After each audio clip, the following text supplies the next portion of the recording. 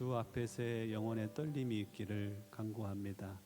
우리의 고백이 하나도 땅에 떨어지지 않기를 사모하며 하나님 입술을 벌려 주님을 찬양할 때 찬양을 들으시고 모인 주의 백성들 가운데 은혜의 역사로 함께하여 주옵소서.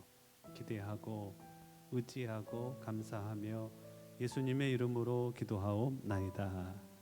아멘.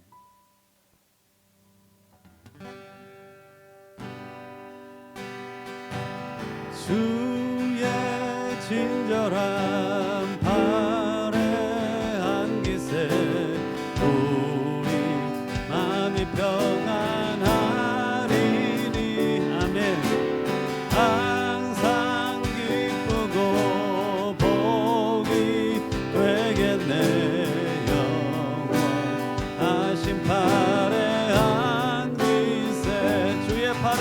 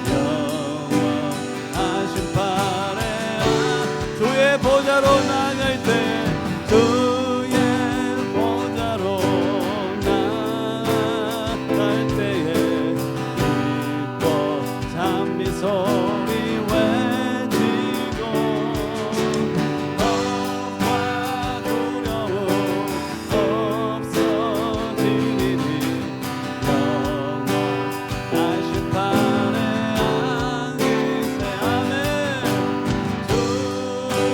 주의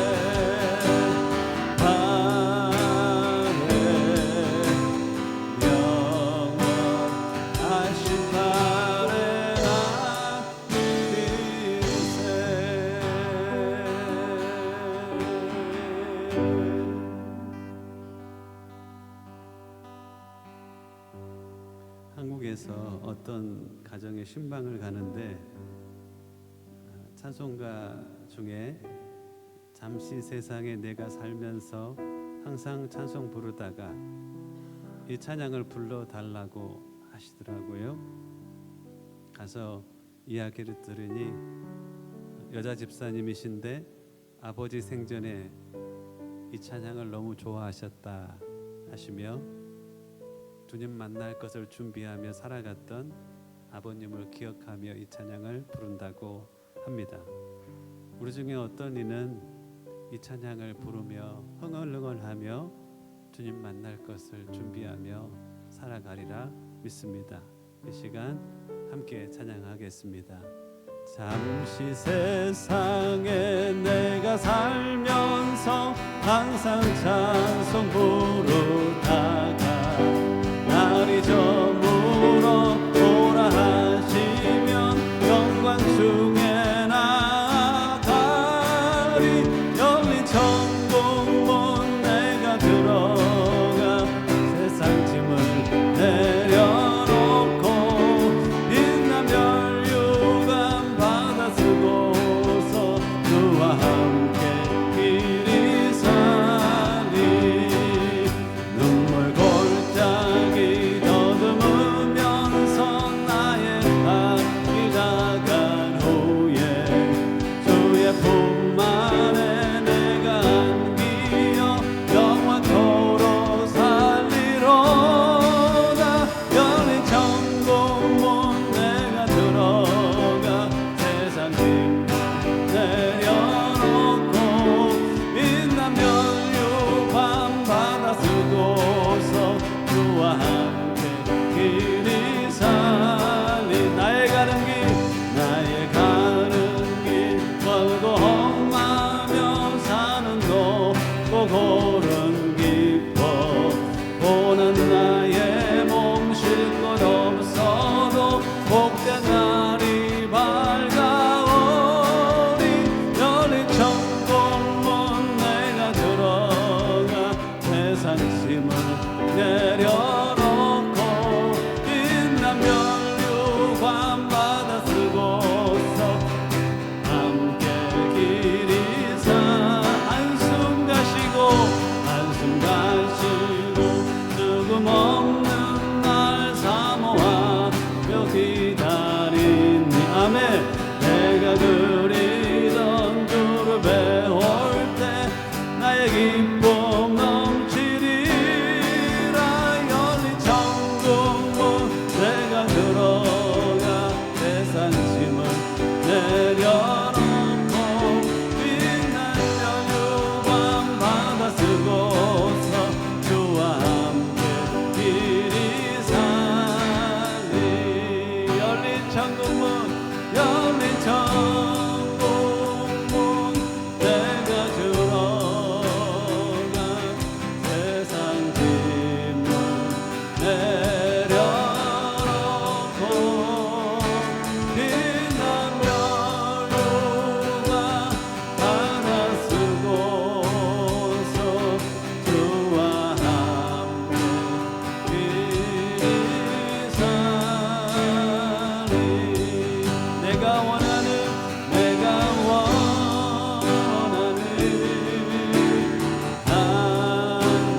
주님의 기쁨이 되는 것, 주님의 기쁨이 되는 것. 내가 원하는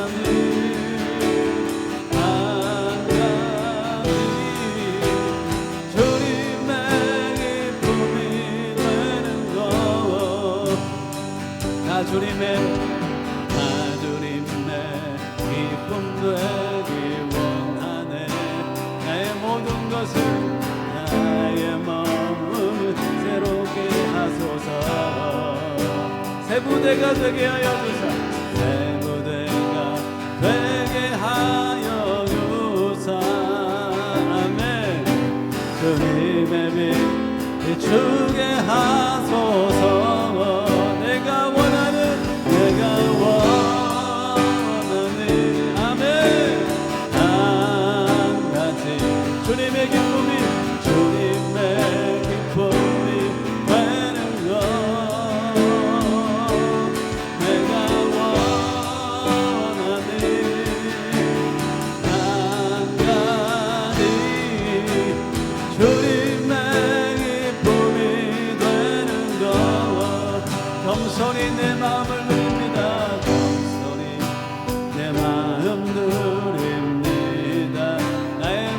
것을 나의 모든 것 받으소서. 나의 마음을 깨끗게 나의 마음 깨끗게 씻어주사 주의 길로 행하게 하소서. 내가 원하는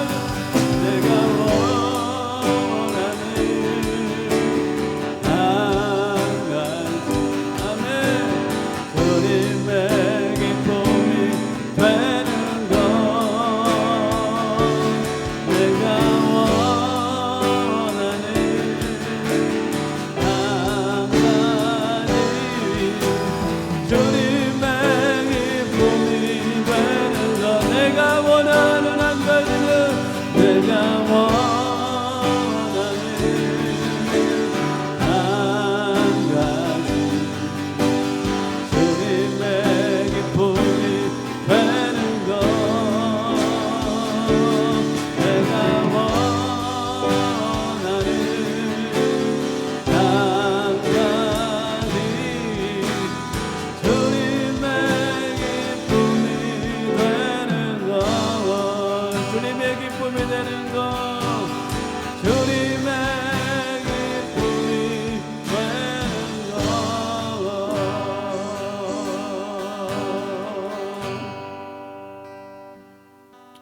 하나님 주님을 기뻐하는 복된 자리가 되기를 원하고 주님이 기뻐하시는 귀한 예배가 되기를 원합니다.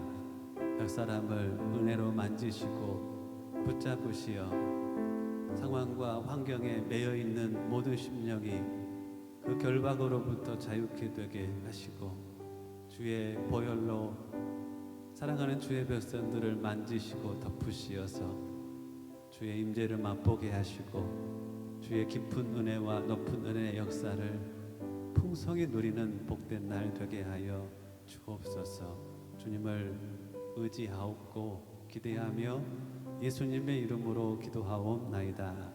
아멘. 다 함께 우리의 신앙을 일어서서 고백합니다.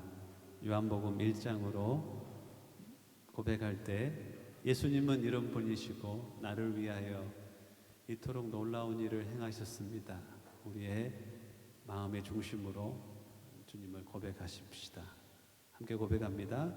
태초에 말씀이 계시니라. 이 말씀이 하나님과 함께 계셨으니 이 말씀은 곧 하나님이시라.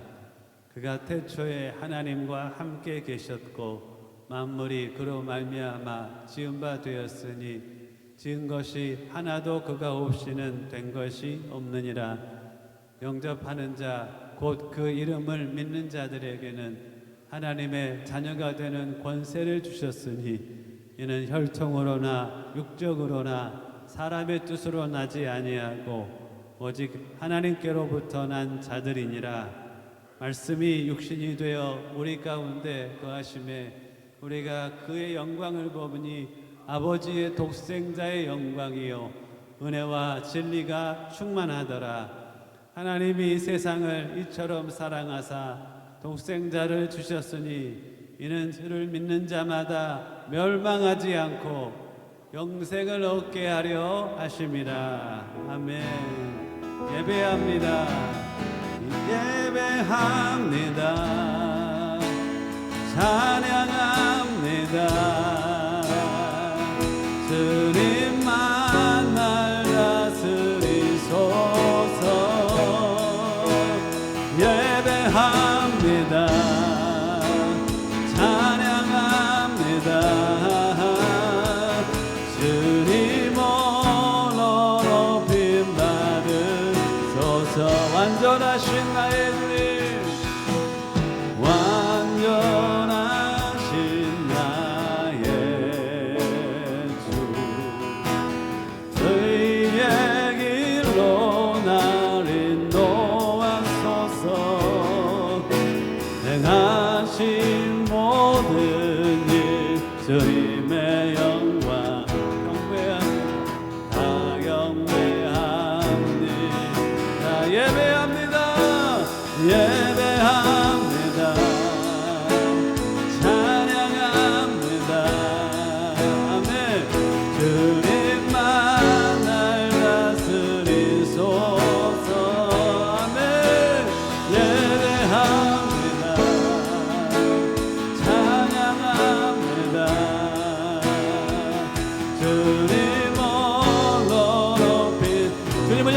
고백합니다. 예배합니다. 예배합니다. 찬양합니다. 주님만 나라 쓰리소서. 예배합니다. 찬양합니다. 주님 홀로 높임 받으소. 주님 홀로 높임 받으소서. 주님 홀로 높임 받으소서. 아멘 아멘. 자리에 앉아 주십시오. 하나님 말씀 봉독합니다. 주신 말씀 에스겔서 38장 7절로 13절 말씀.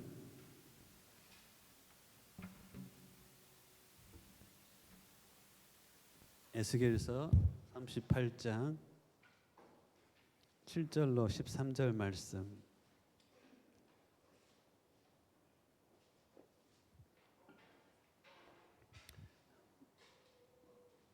아마 구약 성경에 선지서를 읽어가는 것은 매우 쉽지 않은 것 같습니다. 오늘 말씀이 구약 성경 선지서를 읽어가는데 또 묵상하는데 도움이 되셨으면 합니다. 7절로 13절 같이 한 목소리로 봉독할 때 하나님 주신 말씀으로 받겠습니다. 시작. 너는 스스로 예비하되 너와 네게 모인 무리들이 다 스스로 예비하고 너는 그들의 우두머리가 될지어다.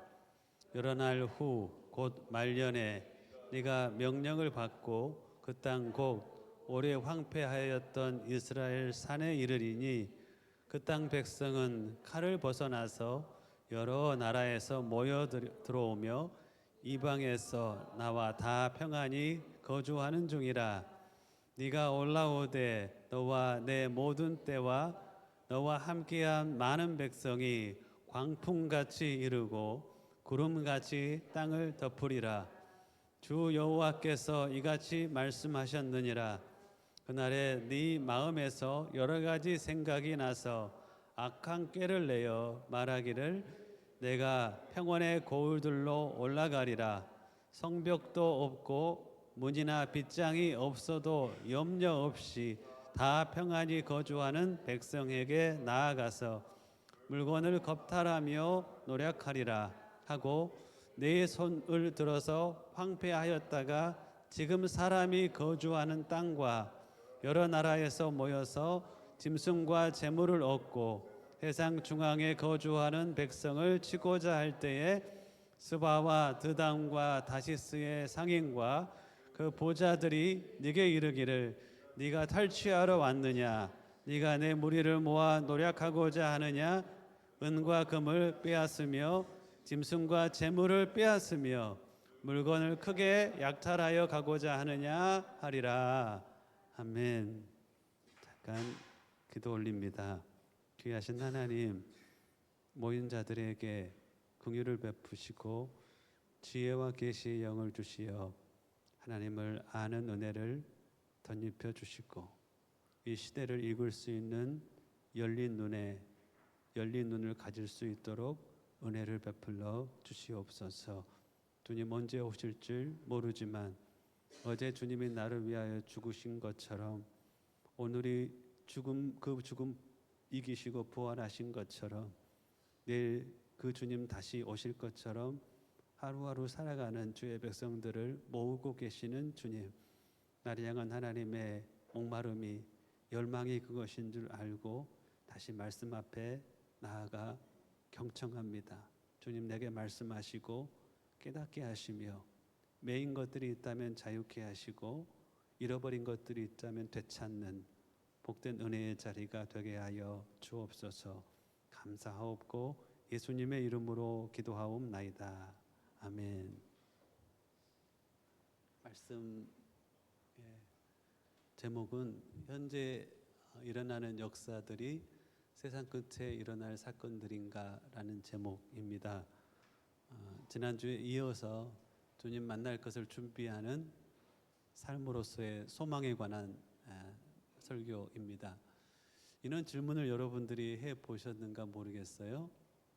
네, 다음 한번 눌러 주시겠어요?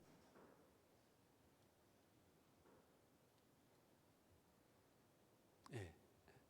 자, 러시아와 우크라이나의 전쟁이 2022년도에 시작이 되었습니다.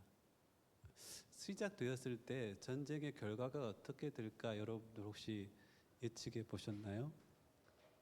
러시아가 우크라이나의 저 밑에 있는 크림 반도라는 반도가 있습니다. 이 반도를 2014년에 어찌 보면 국민 투표하고 빼앗아갔습니다. 역사적으로 원래 크림 반도는 러시아 것이었기 때문에 세계적으로 별 그 분쟁이나 다른 말들이 없었습니다. 2014년 이후로 우크라이나 동쪽에 있는 두 개의 주에서 우리가 그 러시아 얻어쓰고 러시아계 사람이니까 독립을 해야 되겠어. 우크라이나로부터 독립을 해야 되겠어라고 분쟁이 심하게 일어나기 시작합니다. 그리고 러시아는 2022년에 우크라이나를 공격하죠.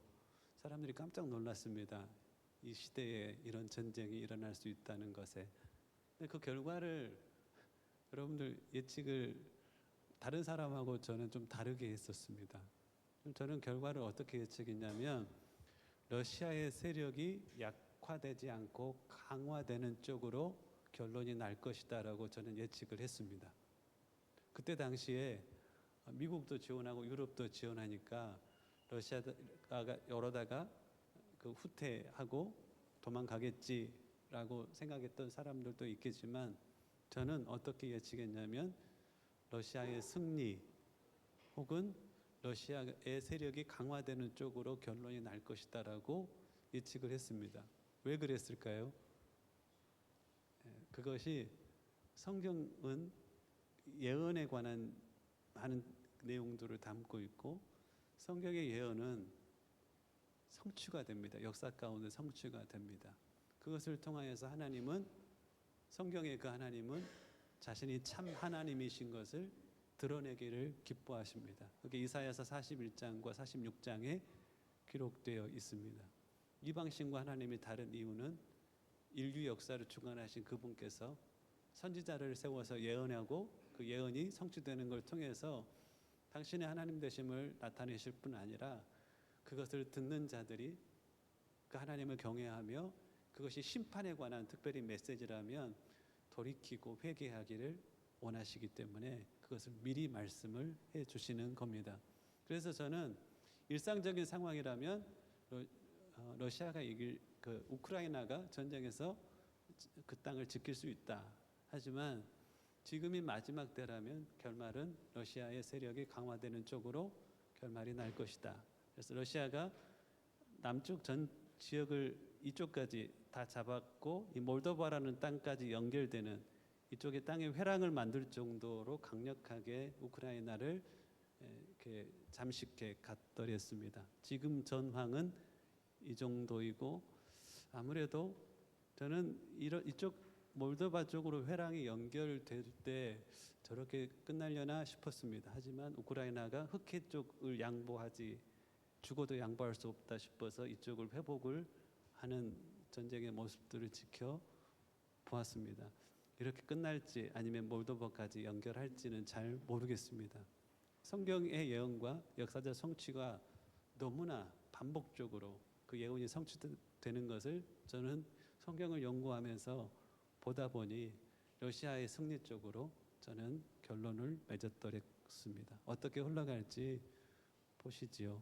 왜 그런지 오늘 좀 설명을 해드리고 여러분들이 시대를 읽고 주님 이런 상황 이런 역사적 성취들은 마지막 때 일어날 일인데라고 인식이 되면 우리는 이전과는 다른 삶을 살아야 합니다. 깨어나서 주님 만날 준비를 하며 살아가야 되기 때문에 이것에 관한 지식은 성도들에게는 절대적으로 필요한 것입니다. 자, 이런 이제 역사적 사건들이 쭉 일어나고 있는데요. 이란의 대규모 시위가 갑자기 작년 연말부터 시작이 됐습니다. 뭐 경제 문제 때문에 일어난 시위지만 그 정부의 진압은 너무 끔찍합니다. 그래서 10,000에서 18,000명 정도가 이란 땅에서 민주화 그 운동을 통해서 가운데 죽어갔다고 합니다. 이게 어떻게 결론 날 것 같습니까? 많은 사람들은 트럼프가 간다. 이제 끝장났다. 정부는 대부분의 사람들이 그렇게 생각을 했습니다. 저는 좀 다르게 생각했어요. 지금이 마지막 때라면 이란이 이 대규모 시위를 통하여서 전복되지 않을 가능성이 훨씬 더 많다라고 생각을 했었습니다. 지금이 조건입니다. 지금이 마지막 때라면.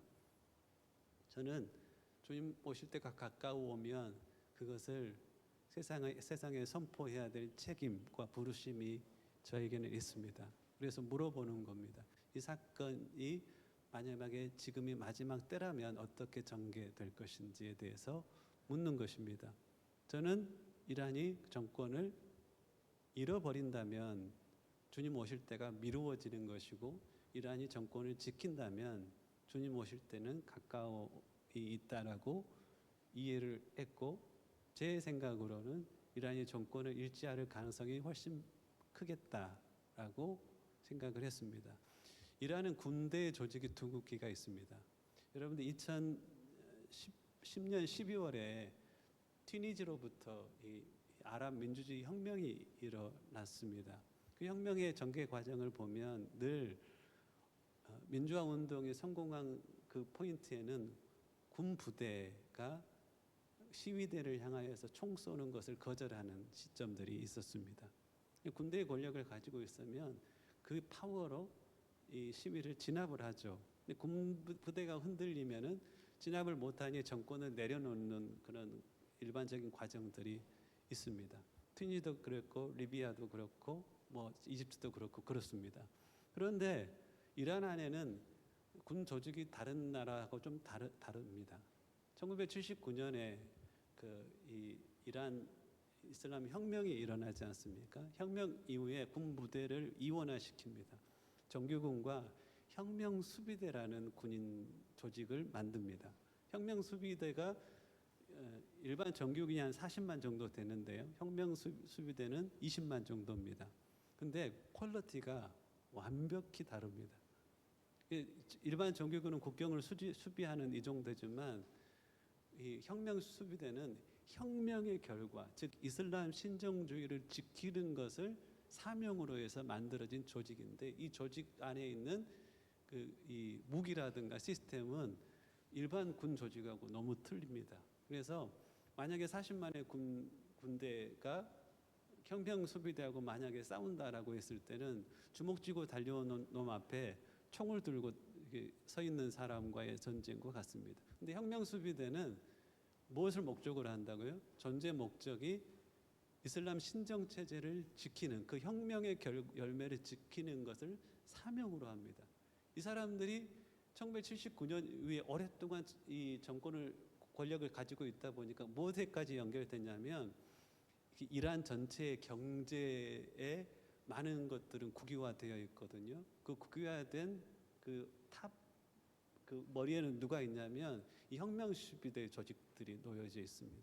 그러니까 이란 경제의 50% 정도를 누가 쥐락펴락하냐면 혁명 수비대 혹은 혁명 수비대 출신들이 쥐락펴락하고 있습니다.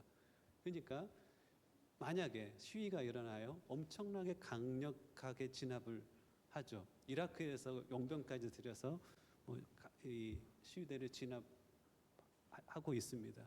그런데 군부대가 움직이질 않아요. 시위대 편에 서지 않아요. 시위대 편에 일반 정예 군대가 선다 할지라도 혁명 수비대가 워낙 강력한데, 그 혁명 수비대가 만약에 이 대규모 시위가 성공하잖아요. 그러면 혁명 수비대는 뭘 잃어버려요? 뭘 잃어버리냐면 자기의 생존, 지금까지 얼마나 그 권력을 부정하게 사용했겠어요. 자기의 생존뿐만 아니라 자기 이익과 생존을 다 잃어버려요. 그러니까 혁명 수비대는 결단코 그 권력을 내려놓지 않은 조직 시스템이 바로 이란의 시스템입니다. 그래서 저는 성경의 여운과 이란의 시스템을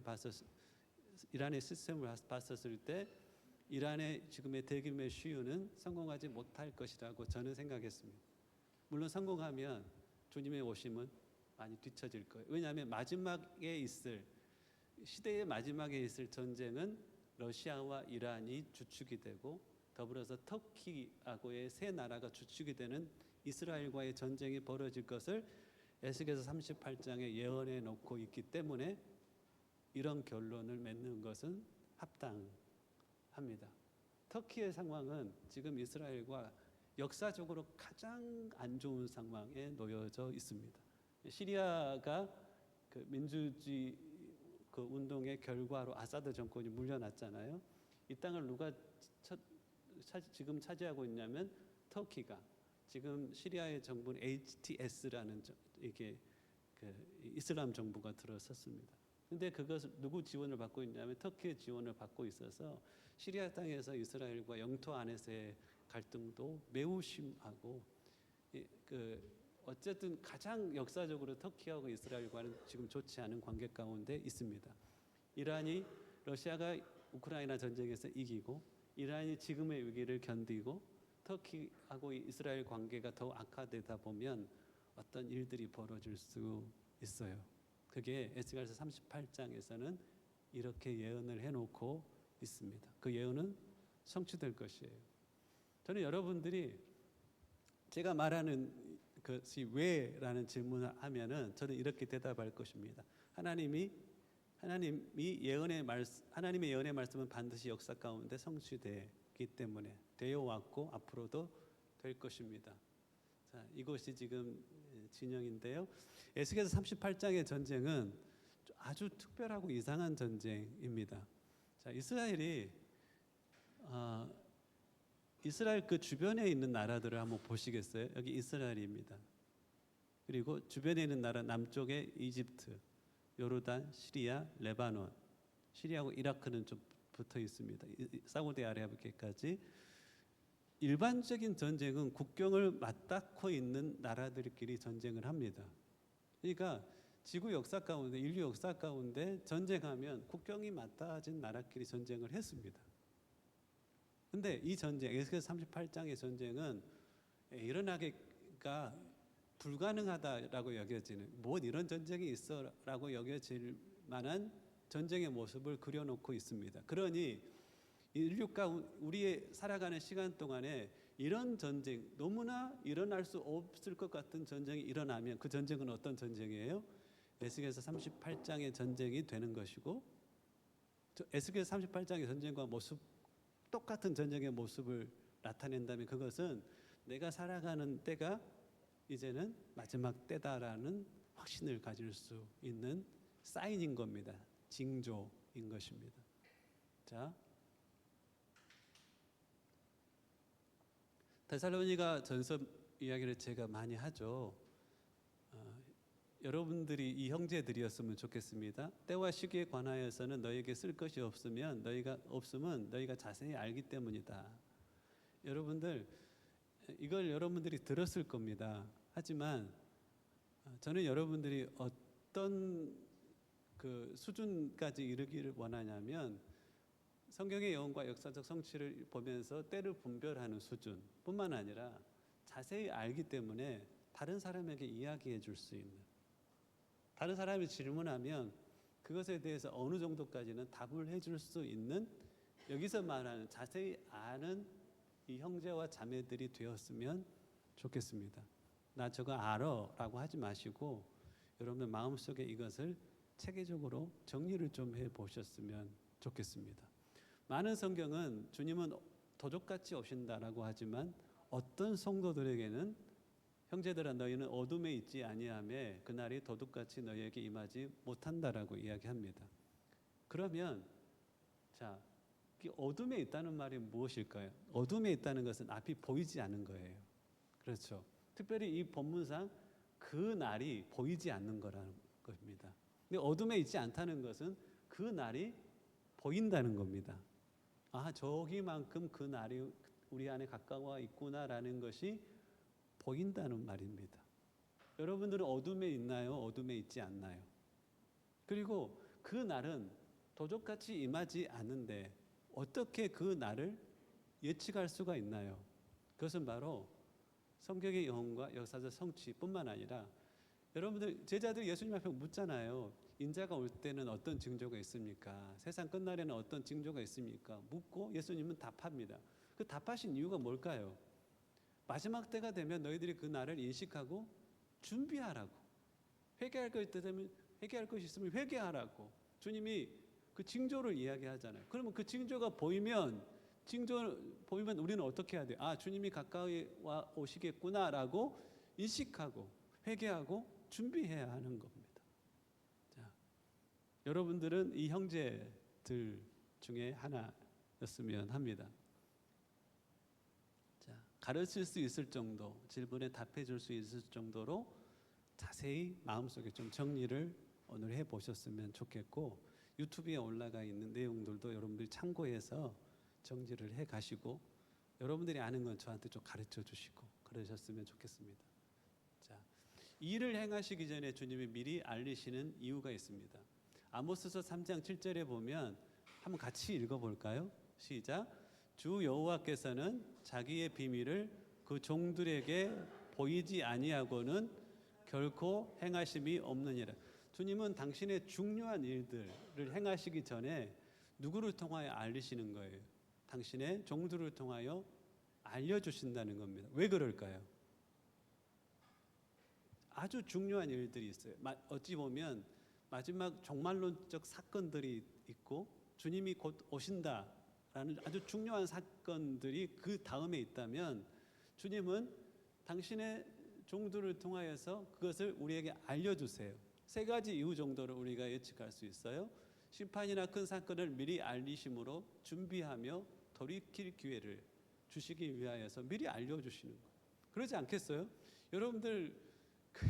여러분들이 하나님이라면 알려주지 않겠어요? 앞으로 큰일이 있는데, 가만 놔두면 큰일 나는데 미리 알려주는 게 사랑의 하나님의 성품상 마땅합니다. 그리고 두 번째, 이사야서 41장과 46장에 나와 있죠. 예언의 말씀이 성취되는 것을 보고 주님이 참신이심을 믿게 하기 위해서 이런 전쟁이 역사 가운데 실제적으로 일어난다고, 그것이 에스겔서 38장의 전쟁과 똑같다고 하면서 이분은 참 하나님이시구나라는 것을 믿게 하기 위하여서. 세 번째는 미리 알리셨음에도 불구하고 듣지 않았을 때 그 결과에 대해서 핑계치 못하게 하기 위하여서. 주님이 징계하지 못하는 이유 중에 한 가지는 뭐냐면, 주님 몰랐어요 라고 하면 주님 곤란해 하십니다. 몰랐는데요 라고 하면 곤란해 하십니다. 그런데 주님은 알려주셔요. 그래서 핑계치 못하게 하십니다. 오늘 저를 통하여서 여러분들에게 알리는 것도 아마 주님의 이러한 행위 중에 하나일 것입니다. 자, 그러면 이건 넘어가시죠. 이사야 41장. 하나님이 당신이 참된 신이라는 객관적인 증거를 예언과 역사적 성취를 통하여 나타내신다는 말씀입니다. 자, 주의 임하심과 세상 끝에는 무슨 징조가 있사오리까? 지난주에 우리가 누가복음 21장을 배웠었죠. 바로 그날이 칼날의 죽임을 당하며 모든 이방에 사로잡혀 가겠고 예루살렘은 이방인의 때가 차기까지 이방인들에게 밟히리라. 즉 예루살렘이 어떤 때가 차기까지는 이방인들에게 밟히는 사건들이 AD 70년 이후에 일어났습니다. 그리고 이방인의 때가 차면 예루살렘은 유대인들에게 돌아갑니다. 그때는 바로 1967년에 정확하게 그날 예루살렘이 유대인들에게 돌아갔습니다. 그리고 그 세대가 지나가기 전에 모든 일이 다 이루리라라고 주님은 말씀하고 있습니다. 우리가 살아가는 세대는 이방인의 때가 찬 세대에 살아가고 있습니다. 자, 천지는 없어지겠으나 하며 도장을 꽝 찍습니다. 내 말은 없어지지 아니하리라. 이스라엘 땅 가운데 벌어진 역사가 어떤 예언을 성취하는 역사인지에 대해서 지난주에 제가 말씀드렸었죠. 1948년 예언된 그대로 이스라엘은 나라로 단기간에 형성이 됩니다. 1967년 세 번째 3차 중동 전쟁을 통하여서 예루살렘이 유대인들에게 돌아갑니다. 그리고 종말에는 오늘 에스겔 38장의 이상한 전쟁에 관한 일들이 일어날 것입니다. 정말 일어나고 있는지 한번 살펴보면 좋겠습니다. 자, 에스겔 38장의 전쟁은 이스라엘 주변에 국경을 맞닿고 있는 나라들은 다 빠집니다. 그리고 국경을 맞닿고 있지 않는 터키와 러시아와 이란, 그리고 리비아와 저 밑에 있는 에디오피아, 이런 연합군이 이스라엘을 공격한다라고 예언을 해놓고 있습니다. 그러면 여러분 보세요. 이 주변의 나라가 이스라엘을 공격할 수 없는 상황이 만들어지는 역사가 선행돼야 되겠죠. 무슨 말인지 알겠어요? 주변의 나라가 이스라엘을 공격할 수 없는 상황이 만들어지는 역사적 사건들이 있지 않겠습니까? 그죠? 자, 여러분들 중동 전쟁은 1, 2, 3, 4차 전쟁까지 있습니다. 48년, 58년, 67년, 73년에 4번의 중동 전쟁이 있습니다. 그 중동 전쟁은 그 2차 중동 전쟁은 수에즈 운하를 이집트가 국유화해서 영국과 프랑스와 이스라엘이 공군으로 공격해서 이긴 전쟁이기 때문에 제외하고 1차, 3차, 4차 전쟁은 바로 이집트를 중심으로 한 아랍 연합군이 쳐들어왔어요. 그 아랍 연합군은 어떤 나라로 구성되어 있을까요? 이스라엘을 덮고 있는 나라들로 구성이 되어 있습니다. 근데 그 나라들이 이 전쟁에서 빠진다고? 자, 이 전쟁은 어떤 전쟁이냐면 이스라엘의 적대적이었던 주변국들이 다 빠진 전쟁입니다. 4번의 중동 전쟁의 주역이었던 나라들은 전부 다 빠져버려요. 있을 수 없어요. 4번의 중동 전쟁에 참여했던 이 나라들이 빠지는 역사를 공부하다 보면 너무 신기해요. 너무너무 신기해. 시리아가 이스라엘을 제일 못 살게 굴었거든요. 그런데 튀니지에서 시작된 아랍의 봄, 민주주의 혁명의 끝자락에 2011년 시리아로 넘어가거든요. 근데 시리아는 아사드 정권이라는 정권이 붙잡고 있습니다. 그러면 아사드 정권은 질문할게요. 시아파예요? 수니파예요? 이슬람은 파가 두 파로 크게는 나누어져 있습니다. 근데 시아파하고 수니파로 나누어져 있는데 수니파는 수가 많아서 수니, 너희의 강점은 뭐야? 수니? 네, 수니파예요. 시아파는 그 마음에서 혈통이 중요하다, 씨가 중요하다라고 해서 우리는 씨가 중요해, 씨아라고 해서 시아파가 등장했다고 제가 막 우기고 있습니다.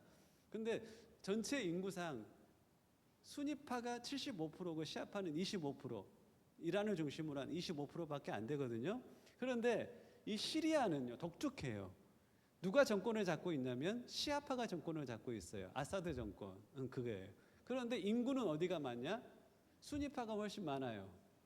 그러니까 수니파 백성들을 시아파 작은 그룹에서 통치하고 있어요. 여기에 민주주의 운동이 벌어졌다는 것은 뭐냐면 이 수니파 백성들이 누구를 향하여 들고 일어선 거예요? 시아파 정권을 잡는 사람들을 향하여 들고 일어서니 이것이 뭐가 되냐면 수니와 시아의 내전이 되어버려요. 그래서 2011년부터 13년 가까이 내전이 벌어지는 거예요. 그리고 2024년 12월에 아사드 정권이 러시아로 망명감을 통하여서 이 시리아가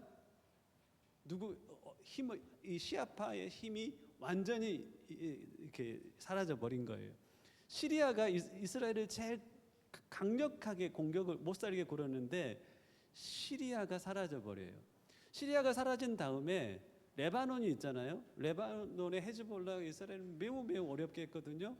근데 여러분들 아시죠? 이 하마스가 이스라엘을 공격한 일들을 아시죠? 그 일을 통하여서 하마스가 괴멸될 뿐 아니라 레바논에 있는 헤즈볼라까지도 세력이 완전히 약화되어 버렸어요. 자, 이집트는 1979년에 이스라엘과 평화 조약을 맺죠. 요르단은 미국하고 친한 왕정 체제입니다. 그래서 이스라엘과 이렇게 평화 조약까지 맺습니다. 자, 시리아, 레바논도 사라져 버려요. 이라크 전쟁을 통하여서 힘을 잃어버리고, 사우디는 미국하고 이게 석유 이렇게 관계를 맺고 있기 때문에 첫 번째 전쟁에만 참여하지 세 번째, 네 번째 전쟁에는 참여하지 않습니다. 역사를 보면 점점 주변의 나라들이 사라지고 있고, 이란은 친이스라엘 친미입니다. 1970 이전에는 79년 이전에는 1979년 이후에 이란이 급격하게 반이스라엘로 바뀌어갔고 2010년 정도에 터키는 이스라엘과 이렇게 등을 돌아서 버립니다. 터키, 이란, 러시아가 이스라엘을 공격한다? 예, 공격할 수 있는 상황이 지금은 준비되어 있습니다. 언제 벌어지느냐? 성경은 이렇게 표현하고 있습니다. 8절에 보면 여러 날 후 곧 말년에 16절에 보면 그가 끝날에 내가 너를 이끌어서 내 땅을 치게 하리라. 끝날입니다. 이 전쟁은 끝날에 대한 이정표 중 하나입니다. 이 전쟁이 일어나면 끝날이라는 겁니다. 자, 언제 일어나느냐? 에스겔서 38장의 전쟁은 36장, 37장의 이스라엘 회복 다음에 있는 전쟁입니다. 그리고 40장의 세 번째 성전 건축 앞에 있는 전쟁입니다. 여러분들, 이스라엘이 회복되고 전쟁이 일어나고 그리고 성전이 세워집니다. 그러면 이스라엘 나라가 만들어지고 이스라엘 사람들이 사방에서 고국 땅으로 돌아오는 이 사건들은 일어났나요? 일어났습니다. 이미 일어났습니다. 성전이 건축될 준비는 다 됐나요? 예, 땅만 문제지 모든 것이 준비되어 있습니다. 문제는 중간에 있는 에스겔 38장의 전쟁입니다. 자, 전쟁 후에 세워질 제3성전에 대한 Plan of the Third Temple, 이 조감도입니다. 이 조감도를 가지고 이제 때가 되면 성전을 세울 겁니다. 근데 이 성전의 조감도는 이와 같습니다. 에스겔서 40장과 43장을 준 여기서 말한 그대로의 성전입니다. 즉 세워질 성전은 에스겔 40장 이후에 예언되어 있는 성전입니다. 에스겔서 38장 이전에 이스라엘의 회복과 그들이 고토로 돌아가는 사건은 이루어져 있습니다. 에스겔 38장 전쟁만 남아 있습니다. 누가 일으키냐? 바로 마곡 땅에 있는 로스와 메섹과 두발의 왕 곡이 일으킵니다. 곡은 누군지 혹시 아십니까? 곡은 왕의 명칭입니다. 즉 애굽은 바로, 로마는 시저, 러시아는 차르, 몽골은 칸, 이란은 샤라고 부릅니다. 그리고 그날에 러시아와 이란과 터키와 다른 나라들의 연합체를 만들 왕은 누구냐면 바로 이 곡이라고 불리워집니다. 어느 땅의 왕이라고요? 러시아, 모스크바 이쪽에 있는 왕입니다. 지금이 마지막 때라면 지금의 러시아의 최고 지도자일 가능성이 있습니다. 어디에서 일어나냐면 세상 중앙, 내 땅, 이스라엘 산, 내 백성 이스라엘을 치러 올 것이다. 세상 중앙이라는 말이 저는 참 이렇게 흥미가 있었습니다. 왜냐하면 제가 고등학교 때 판게아 이론이라고 해가지고 옛날에 지구가 한 덩어리였다고 합니다. 중앙을 헤아려 보니까 여기고 여기에서 이렇게 갈라지는데 이 위치가 바로 이스라엘인 것들을 발견하고 좀 재미있었습니다. 자, 어떻게 이루어지느냐 이게 중요한데요. 어떻게 이 전쟁이 준비되느냐? 주변국은 참여하지 않은 채 러시아가 주축이 되어 이란과 터키와 연합군을 결성하여서 벌어집니다. 그리고 여러분들 주변국이 사라지는 역사적 과정들이 지금까지 있었었고 가장 이스라엘과 친했던 1948년에 독립했고 49년에 바로 터키는 이스라엘이 나라인 것을 인정을 해버렸습니다. 이슬람 국가들과는 유일했습니다. 그 뒤로 계속 좋았습니다. 지금의 대통령이 등극되기 전까지는 그랬습니다.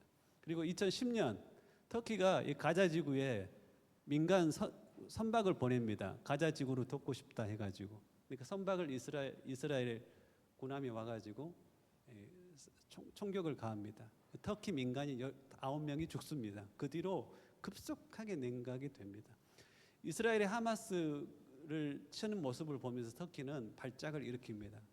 상종을 안 하겠다라고 선언을 합니다. 터키는 그런 상황입니다. 자, 그리고 이란은 1979년 이후에 이스라엘을 향하여서 대적하고 있습니다. 러시아는 이스라엘과 좋기도 하고 나쁘기도 합니다. 그런데 여러분들 이 전쟁이 왜 일어나는지를 보면 러시아가 왜 이스라엘을 공격하는지를 알 수가 있습니다. 이런 전쟁입니다. 자, 왜 일어나느냐? 오늘 본문에 보면 10절과 12절을 보면 악한 꾀를 내어서 물건을 겁탈하며 노략하리라. 내가 탈취하러 왔느냐? 네가 네 무리를 모아 노략하고자 하느냐? 물건을 크게 약탈하여 가고자 하느냐? 이스라엘에 뭐가 있다는 겁니까? 어떠한 물건이 있는데 탈취할 만한 물건이 있다는 겁니다. 근데 이스라엘은 사실 2008년까지는 탈취할 물건이라고는 없었습니다. 광야와 같은 땅이었죠. 근데 2008년, 2009년부터 뭐가 나오기 시작하냐면 석유와 천연가스가 터져 나오기를 시작합니다. 여러분들 미국이 왜 베네수엘라를 그렇게 군사를 보내서 대통령을 납치를 했나요? 핵심은 탈취할 물건 때문에 그렇습니다. 러시아가 왜 우크라이나를 공격했나요? 세계 최대 곡창지대인 우크라이나에 탈취할 물건이 있기 때문에 그렇습니다. 소련이 독립할 때 왜 체첸이라는 공화국은 독립을 안 시켰나요? 체첸이라는 공화국에 있는 천연 자원들을 포기할 수 없었기 때문에 그렇습니다. 여러분들 전쟁에 있어서의 탈취할 것은 전쟁을 일으키는 핵심 포인트입니다. 근데 이스라엘에 탈취할 물건이 이전에는 없었지만 2008년 이후에 이곳저곳에서 터져 나오기 시작하는데 러시아 천연가스와 같은 천연가스, 사우디의 석유와 같은 석유들이 발견되기를 시작합니다. 특별하게 여러분들 보세요. 집중해서 볼 것은 어디냐면 레바논과 이스라엘의 영토 분쟁 지역에 천연가스가 터집니다. 그리고 레바논은 이쪽 지역에 천연가스 채굴권을 누구에게 주냐면 러시아에게 주었습니다. 이란도 관여하고 있어요. 이것을 우리 땅으로 취하느냐 취하지 않느냐는 엄청난 경제적 결과들이 따릅니다. 나아가서 이스라엘 여기 가자 지구거든요. 가자 지구 앞바다에도 엄청난 양의 천연가스가 터져 나옵니다. 옛날에 중앙일보에 보니까 여기에 있는 매장량을 가격으로 평가하는데 760조 원 정도의 매장량이 있다고 합니다. 트럼프가 왜 가자 지구를 포기하지 못할까? 무엇으로 가자 지구를 개발할까? 바로 이 앞에 있는 석유 자원 때문에 그렇습니다. 전쟁의 이유는 바로 탈취할 물건 때문인데요.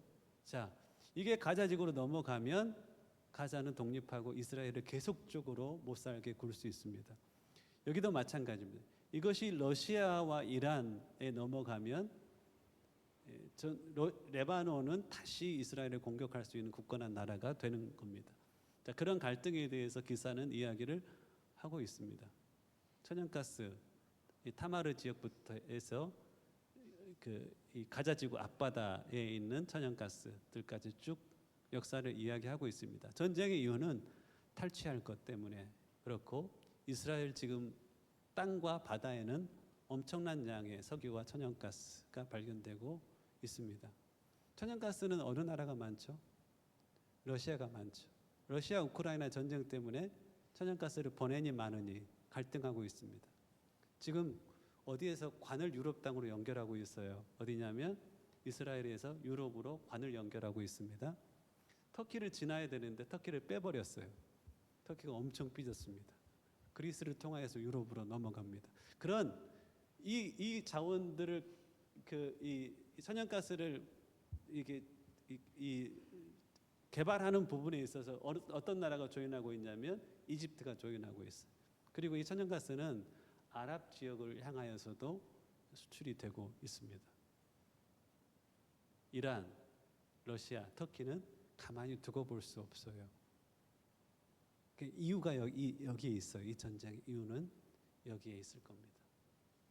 2009년부터 엄청난 매장량이 쏟아지고 있습니다. 그리고 이 석유는 바로 성경에서 예언이 되어 있어요. 이스라엘 나라의 엄청난 어떤 축복, 이런 종류의 축복입니다. 바다의 풍성한 것 모래에 감추인 보배를 흡수하리로다. 신명기 33장은 이스라엘 땅에 이런 축복이 있을 것이라고 예언해 놓고 있고 그 예언은 성취되었습니다. 발에 기름에 잠길지로다. 그 발이 신명기 33장.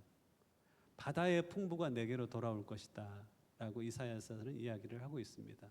여러분들, 자, 러시아 우크라이나 전쟁과 러시아 대규모의 시위, 지금이 마지막 때라면 이 사건은 어떻게 흘러갈 것인가? 다르게 흘러갈 수 있어요. 하지만 그것에 따라서 마지막 때에 대한 때는 앞당겨지기도 하고 뒤로 미뤄지기도 할 겁니다. 하지만 우리가 살아가는 이 세대가 마지막 때라면 저는 그렇게 예측합니다. 러우 전쟁은 러시아가 세력을 강화하는 쪽으로 진행될 것이다. 그리고 이란의 시위는 지금의 이슬람 정권이 정권을 빼앗기면 주님 오실 때는 미뤄지겠지만 주님의 때가 가까워왔다면은 이 정권은 유지될 가능성이 많다. 그것은 성경에 예언되어 있을 뿐 아니라 혁명 수비대의 역할이 그토록 강하기 때문에 그렇다는 겁니다. 자, 여러분들 마태복음 25장에 어리석은 사람과 지혜로운 사람이 있습니다. 5처녀씩 이렇게 비유를 하고 있어요. 둘 다 신랑이 오는 게 너무 더디되니까 다 졸고 있어요. 다 졸고 있습니다.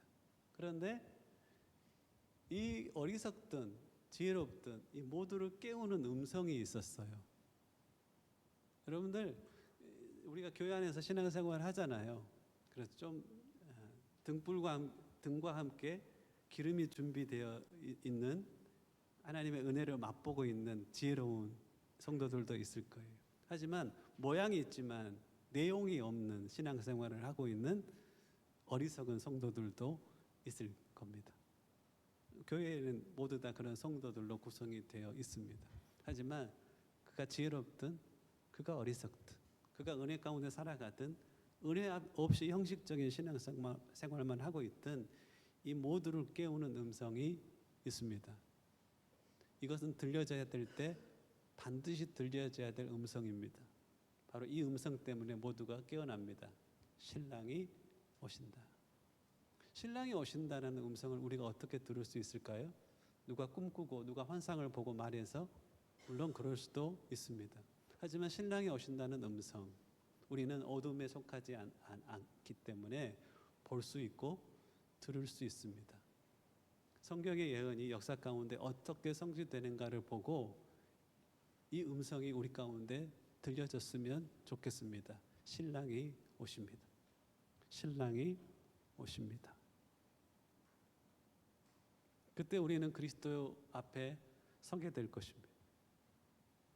그리고 어떤 이는 내어밀 만한, 주님 앞에 내어드릴 만한 것이 준비되어 있을 거예요. 근데 어떤 이는 모양은 있는데 고린도전서 3장에 보면 공력이 있다는 거예요. 내가 쌓은 공이 있어요. 성도로서 쌓은 공이 있다는 말입니다. 이런 봉사도 있고 이렇게 말씀도 읽었고 여러 공이 있다는 겁니다. 근데 그날에 주님이 어떠한 것으로 테스트한다는 겁니다. 테스트할 때 이런 표현을 씁니다. 불로 테스트를 하는데 어떤 것은 태워져 살라져 버린다는 겁니다. 재료를 보니까 어떤 공력의 집은 금과 은과 보석으로 지어져 있고 어떤 집은 나무나 풀이나 짚으로 지어져 있어요. 차이가 뭔가요? 금과 은과 보석은 동의는 알 텐데 금과 은과 보석과 나무나 풀이나 짚은 무슨 차이가 있어? 어떤 것은 썩어버리지만 어떤 것은 썩지 않아요. 어떤 것은 타버리지만 어떤 것은 타지 않아요. 왜냐하면 유기물과 무기물의 차이라고 동의는 이야기할 것 같습니다. 여러분들이 어떠한 공을 쌓아가고 있는지 모릅니다. 겉으로 보는 것과 본질적인 것은 다를 수 있습니다. 그날의 주님의 테스트 앞에 금과 은과 보석으로 내 하나님 앞에 들이 열매를 맺어가. 그날의 테스트를 통과하고 하나님께서 사랑하는 아들아 내가 너 때문에 참 기뻤다. 사랑하는 딸아 내가 너로 인하여 참 위로가 되었고 기뻤다라고 칭찬받을 만한 그 삶을 이 음성 앞에 살아가기로 결정하는 것, 그것은 매우 중요합니다. 재림에 관한 메시지가 귀에 거슬린다면 이건 좀 심각한 겁니다. 지금까지 기독교 역사 가운데 가장 온전한 삶을 살았던 모든 이에게는 종말론적 신앙이 그들의 마음 가운데 자리 잡고 있었습니다. 언제 주님이 오시는지 구체적으로 계산하는 능력이 있는 사람을 뜻하는 게 아니에요. 내일 주님이 오신다 할지라도 부끄럽지 않게 내가 주 앞에 설 것을 마음속에 다짐하고 그렇게 살아가는 사람들이 그러한 사람들입니다. 자, 이스라엘 사람들이 고토로 돌아왔나요? 예스. 이스라엘 국가는 회복되었나요? 예스. 이게 신랑이 오신다라는 음성으로 들을 수 있어야 됩니다. 아주 이상한 전쟁이 일어날 가능성이 있나요? 예스. 탈취할 물건은 발견됐나요? 예, 예스. 성전 재건의 준비는 되었나요? 예스. 아직 과정은 지나가야 되겠지만 주님 오실 때는 적어도 에스겔 38장의 메시지를 해석하다 보면 멀지 않았다는 것을 우리는 알 수가 있습니다. 어떻게 준비해야 될까요?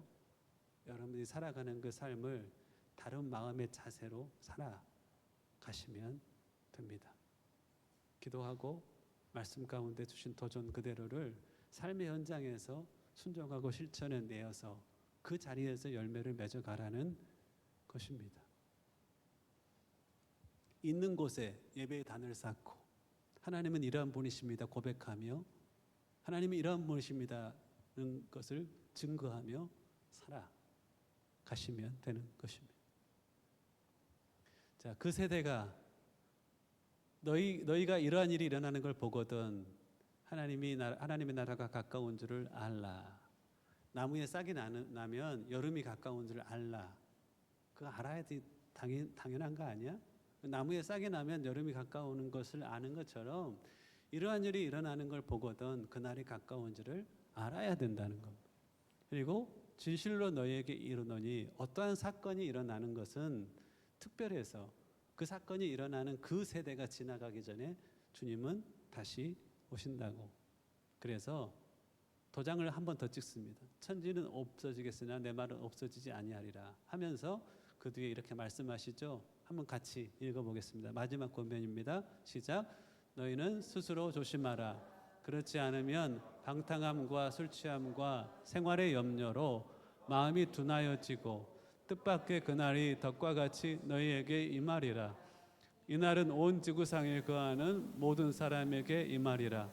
이러므로 너희는 장차 올 이 모든 일을 능히 피하고 인재 앞에 서도록 항상 기도하며 깨어 있으라. 기도로 스스로를 깨우시고 하나님의 도전하신 바 은혜의 도전이 있다면 순종함을 통하여서 있는 자리에서 단을 쌓고 열매를 매일처럼 맺어가시는 저와 여러분들, 주님 만날 것을 준비하는 삶을 살아가는 저와 여러분들이 되실 수 있기를 주님의 이름으로 간절히 축원합니다. 아멘. 제가 잠깐 기도하겠습니다. 음악 틀어주시고 잠깐 여러분들의 입술로 고백해 보셨으면 좋겠습니다. 하나님 어떡합니까? 준비가 되어 있지 않습니다. 주님 앞에 떨그러니 아무 내밀 만한 것 없이 설까 두렵습니다. 마음에 소망하는 것은 그 자리가 두려움의 자리가 아닌 기다림의 자리가 되기를 원합니다. 주님 때문에 자원하는 고난이 있어 그날을 기다리는 삶, 주님 때문에 남이 인정하든 인정하지 않든 살아가는 그 선택한 좁은 길, 그 걸어가는 삶이 있어 주님을 기다리는 마라나타 주 예수여 오시옵소서 고백할 수 있는 성도가 되기를 소망합니다. 사람들 앞에 인정받는 것을 좇아서 헛된 삶을 살았었고 내가 누구인지를 증명하기 위해서 헛된 시간들을 보냈던 것을 고백합니다. 이제 주 앞에 섰을 때 부끄럽지 않게 내밀만한 것 준비하며 살아가는 인생 될 수 있기를 주님 소원합니다. 여러분들의 목소리를 주님께서는 듣고 싶으신 것 같습니다. 화려한 언변이 아니어도 좋습니다. 진실한 고백이면 그것으로도 족할 것 같습니다. 어떻게 방향을 잃어버려 살았던 삶이라면 돌이켜 이제는 마음의 뜻을 정하십시오.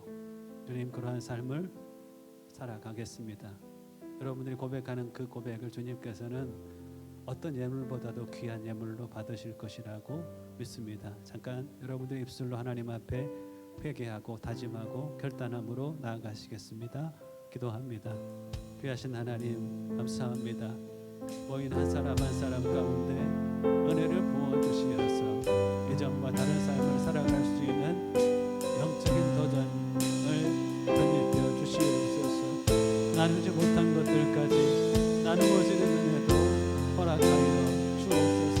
은혜를 분별할 수 있는 깨어있는 자를 되게 하시옵소서. 세상의 헛된 것들, 썩어질 것들을 구하며 살아왔던 삶을 죄로 알고 고백합니다. 이 정도는 괜찮겠지라고 생각했던 것으로부터 돌이키게 하시옵소서.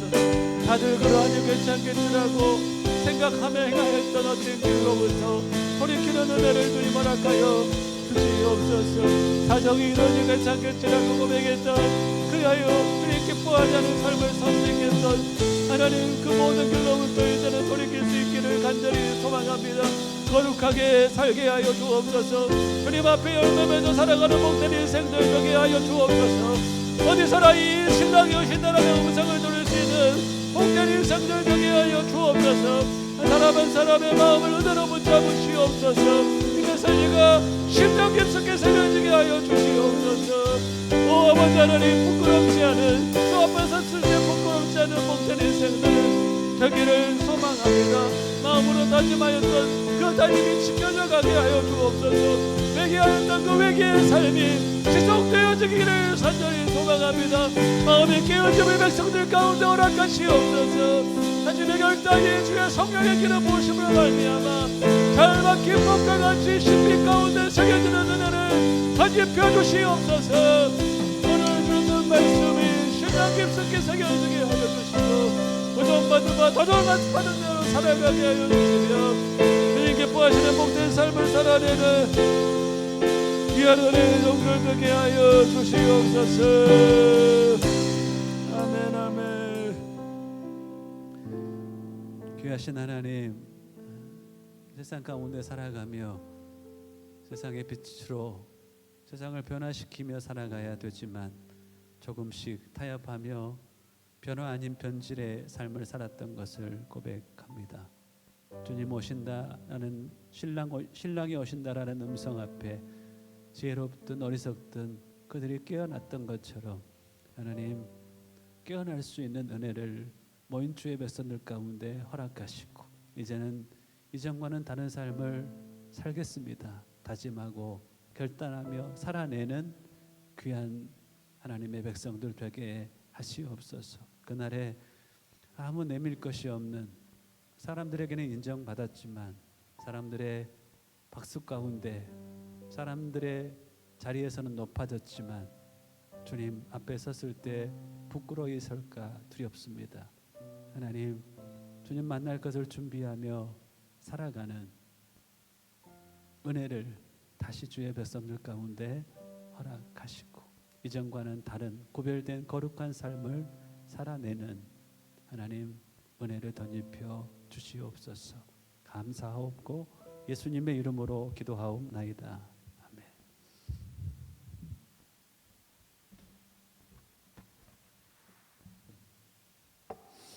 네, 주님 다시 오실 때에 일어날 일들을 가사로 옮겨 놓은 찬양입니다. 이곳에 생명샘 솟아나 눈물 골짝 지나갈 때에 함께 찬양하며 마음과 함께 예물도 하나님 앞에 드리겠습니다. 이곳에 생명샘, 이곳에 생명샘 솟아나 눈물 골짝 지나갈 때에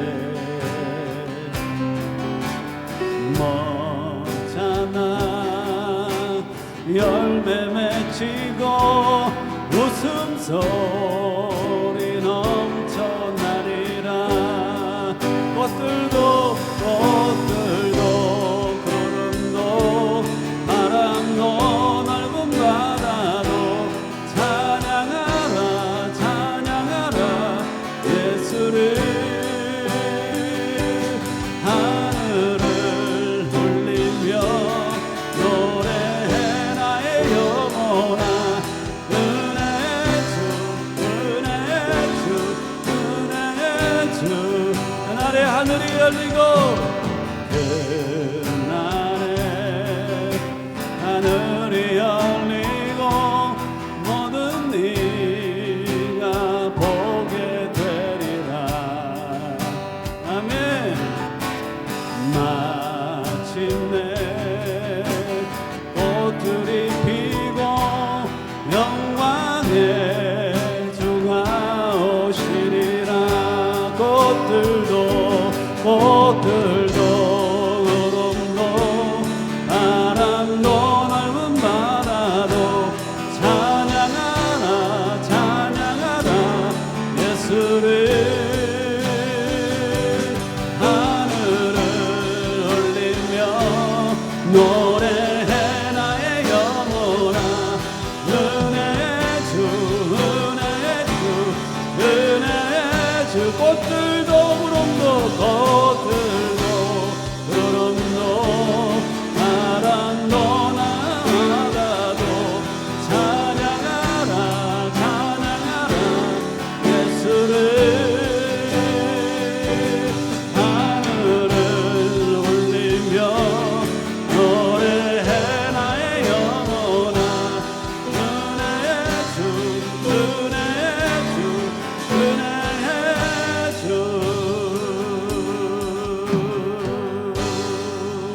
아멘. 주님 다시 오실 때 이 땅에 주의 온전한 나라가 이루어질 줄 믿습니다. 우리는 부활의 몸으로 주와 함께 왕 노릇할 그날을 소망합니다. 주님 앞에 섰을 때 부끄러이 선 자가 한 사람도 없게 하시고, 신랑이 오신다라는 음성 앞에 지혜롭든 어리석든 깨어나 누구든지 주를 만날 준비를 하며 살아가는 복된 인생들 되게 하시옵소서. 나를 보내신 그 자리에서 단을 쌓고 주님은 이러한 분이십니다 예배하며, 주님은 이러한 분이십니다 증거하며 살아가는 복된 인생들 될 줄로 믿습니다. 오늘 다짐했던 것이 잘 박힌 못과 같이 신비 가운데 깊이 박히게 하시고, 시대 가운데 일어나는 일들을 말씀 가운데 분별하며 하나님 세대를 본받지 않고 하나님이 기뻐하시며 온전하신 뜻이 무엇인지 분별하여 주님을 기쁘시게 하는 삶의 자리 가운데 결단함으로 나아가는 복된 인생들 되게 하여 주옵소서. 주심에 감사하여 예물 드리게 하심에 감사합니다. 드린 예물도 드린 인생들도 복되게 사용하여 주실 줄 믿습니다. 감사하며 예수님의 이름으로 기도하옵나이다. 아멘. 새해 소망에 관하여서 쭉 나누고 있는데요, 주님 만날 것을 준비하는 자로서의 소망을 좀 더 이어갔습니다. 광고가 안 뜬데요. 자, 중요한 광고는 2월 들어서면 첫 번째, 두 번째 주 신방을 하려고 합니다. 어느 날이라도 어느 모습도 좋으니 여러분들의 형편에 제가 맞추려고 합니다. 가능하면 그 집에 들어가서 가정을 밟고 가정에 들어가서 축복할 수 있는 기회를 주시면 제가 고마울 것 같습니다. 특별한 사정이 있으신 분들은 교회에서도 예배를 드릴 수 있으니 일터와 가정에 들어가는 것이 첫 번째, 두 번째는 정 어려우시면 교회에서도 신방을 할 수가 있습니다. 그렇게 예배 2주간 그렇게 진행할 수 있도록 하겠습니다. 목사님 죽어도 어렵습니다. 이러신 분들, 천재지변 때문에 못 하시는 분들은 저한테 이야기해 주시고, 아니면 모두 다 그렇게 신방을 받을 수 있었으면 좋겠습니다. 옆 사람에게 한 주간도 승리하십시오. 한마디 축복해 주시겠습니까? 승리해, 승리해. 다 함께 일어나셔서 주님 다시 오실 때까지 찬양하고 축도함으로 마치겠습니다. 우리의 고백으로 함께 나아갑니다.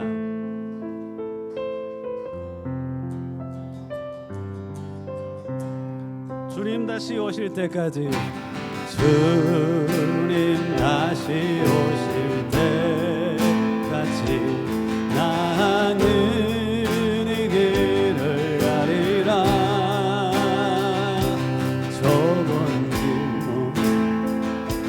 좁은 길 나의 십자가 지고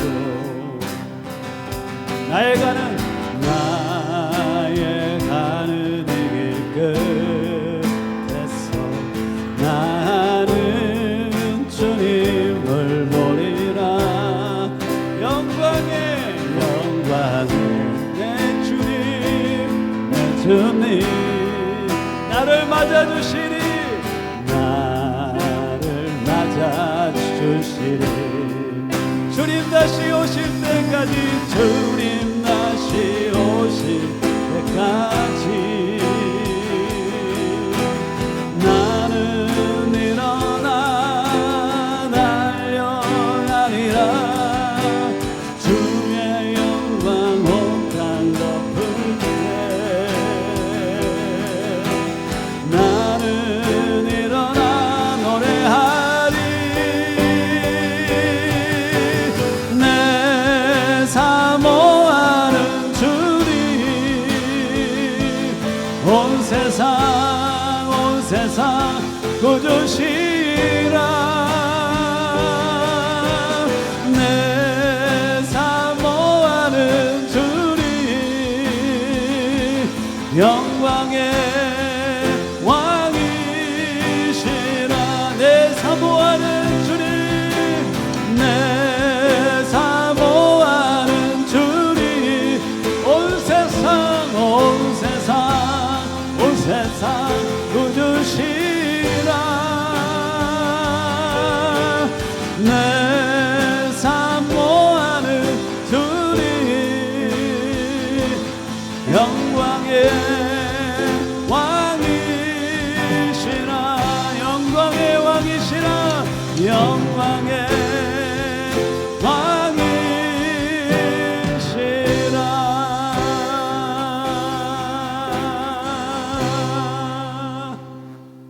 축도합니다. 이제는 다시 오실 우리 주 예수 그리스도의 크신 은혜와 아버지 하나님의 그 무한하신 사랑하심과 성령의 멈추지 않으시는 깊고 높은 은혜의 역사하심이 시대를 분별하고 주님 오실 날 가까웠다면 예복을 준비하는 구별된 삶을 살기를 소원하는 모인 주의 백성들 한 사람 한 사람 머리 위에 이제와 영원까지 함께 하시기를 간절히 축원하옵나이다. 아멘.